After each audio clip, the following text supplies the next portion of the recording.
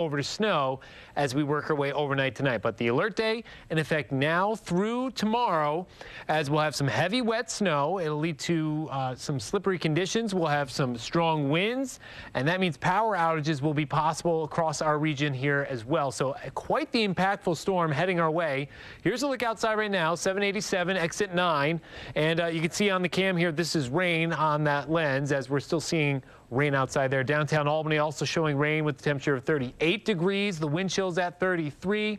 We'll show you a look at the radar and after the temperatures here, but you can see the higher elevations are sitting closer towards the low 30s right now. So we are getting closer to that changeover where snow is going to start to stick on the ground a little bit more. Radar showing that we do have snow falling in the higher elevations of the Green Mountains, into the Berkshires, the Schoharie Valley, western Albany County, into the Mohawk Valley, southern Adirondacks, and in the North Country. But we do still have rain as we head down the Hudson Valley, where the temperatures are still sitting slightly above freezing and will continue to steadily drop. Here's the zoomed out view of our system. This is the first initial wave of snow and rain pushing its way on through. The initial low pressure system, that center, is now out over the Ohio Valley. Our second system, the one that's going to give us a little bit more of that impactful wet snow, is right here off the coastline. If you notice, it is actually starting to get a little bit of a spin to it, meaning that that secondary low pressure system is starting to form off the coastline, and that's what we'll be watching as we continue to work our way through the course of this evening. So hour by hour forecast through the next few hours here. The temperatures continue to steadily drop down to near and below freezing. We're going to see that changeover from rain on the valley floor over to snow. It'll be heavy and wet by tomorrow morning, very impactful, and a slow morning commute if you do have to be out on the roads. We'll have the details on that coming up in a little bit. Tessa. Reid, thank you. Breaking news, tomorrow's performance of Hamilton is now postponed because of the weather that we're experiencing. Proctor Theater sent out the notice tonight about Tuesday's 8 p.m. performance, which will be rescheduled to Sunday at 7:30. Tickets will be honored for Sunday. All other Hamilton performances are expected to go on as scheduled. Plenty of people hit the grocery store today, stocking up on those last-minute items. We stopped by the Price Shopper Market 32.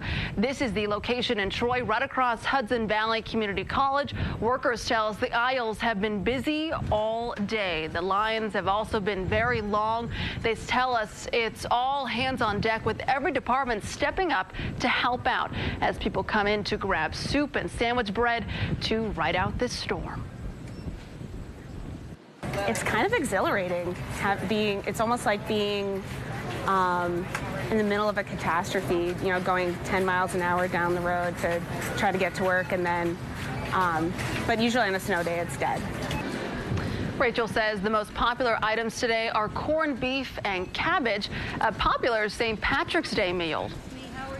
Our first warning weather team has been tracking the snow emergencies across the region all day today.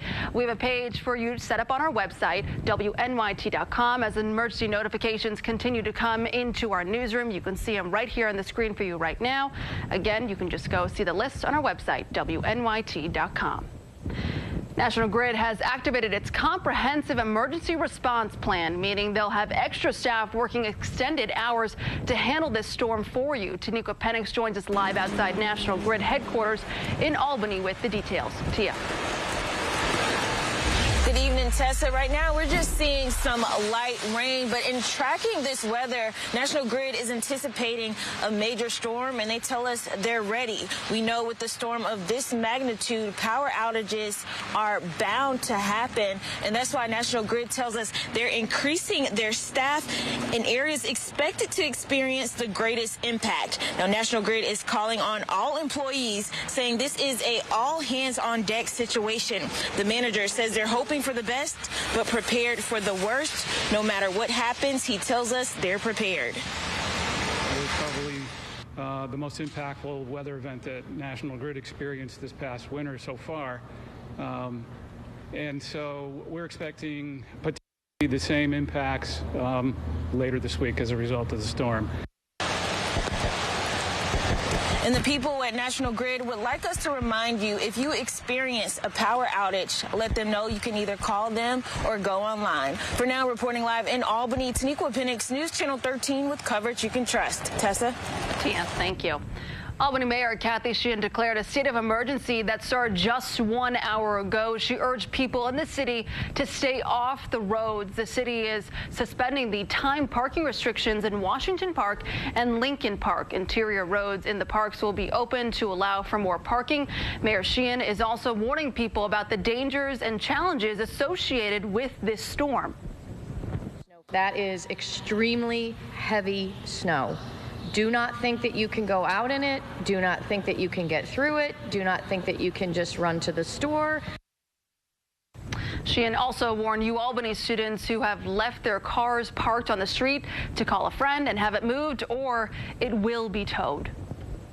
The New York State Thruway Authority is banning tandems and empty tractor trailers from several major highways.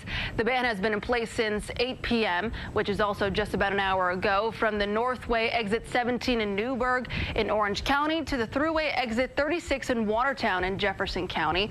Also, the length of the Berkshire Spur, the Northway exit 21B to the Massachusetts border. Any tandem or empty tractor trailers will not be able to use those highways until the ban is lifted. Governor Kathy Hochul declared a state of emergency as well that just took effect to help with the emergency response effort. She was in Latham today to outline the many preparations for this big storm. Kumi Tucker continues our team coverage tonight. Mike Pyle, Highway Maintenance Supervisor 1, is gearing up for a busy time ahead. He's one of many.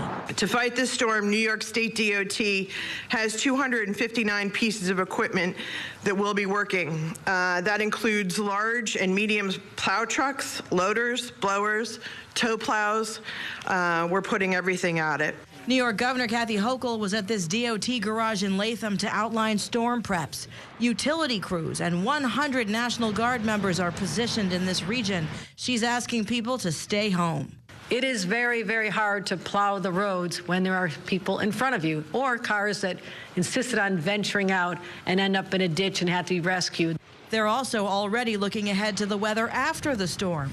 Thursday and Friday, we expect the weather to be in the 40s and the 50s, including with sun. So we have begun to evaluate potential for rapid melting and minor or moderate flooding risk.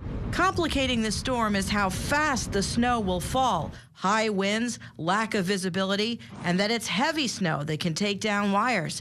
State leaders say there will be widespread power outages.